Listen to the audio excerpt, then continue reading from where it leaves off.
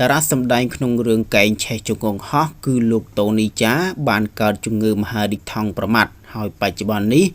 លោកតូនីចាមានវ័យ50ឆ្នាំដែលខ្មែរយើងនិយមតាមដានរឿងរបស់គាត់ថាជារឿងកែងឆេះជង្គង់ហោះតារាសម្ដែងថៃលោកតូនីចាមានវ័យ50ឆ្នាំឬខ្មែរយើងច្រើនតែហៅថាកែងឆេះជង្គង់ហោះកំពុងតែកើតជំងឺមហារីកនិងតស៊ូជាមួយនឹងមហារីកថង់ប្រមាត់រូបភាពដែលបានផ្សព្វផ្សាយនៅក្នុងបណ្ដាញសង្គម Facebook និងបណ្ដាញសង្គម Instagram បានបង្ហាញពីរូបរាងស្គមស្គាំងយ៉ាងខ្លាំងរបស់លោកហើយនៅក្នុងនោះមនុស្សម្នាក់ដែលជិតស្និទ្ធជាមួយនឹងលោកតូនីចាបានប្រាប់ភ្នាក់ងារសារព័ត៌មានរបស់ថៃថា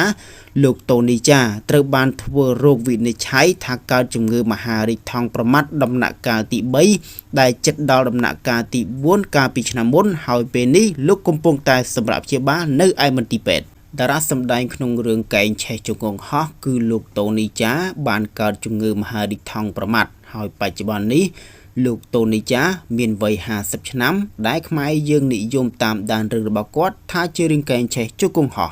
តារាសម្ដែងថៃលោកតូនីចាមានវ័យ50ឆ្នាំឬខ្មែរយើងច្រើនតែហៅថាកែងឆេះជង្គង់ហោះកំពុងតែកើតជំងឺមហារីកនិងតស៊ូជាមួយនឹងមហារីកថង់ប្រមាត់រូបភាពដែលបានផ្សព្វផ្សាយនៅក្នុងបណ្ដាញសង្គម Facebook និងបណ្ដាញសង្គម Instagram បានបង្ហាញពីរូបរាងស្គមស្គាំងយ៉ាងខ្លាំងរបស់លោកហើយនៅក្នុងនោះមនុស្សម្នាក់ដែលជិតស្និទ្ធជាមួយនឹងលោកតូនីចាបានប្រាប់ភ្នាក់ងារសារព័ត៌មានរបស់ថៃថា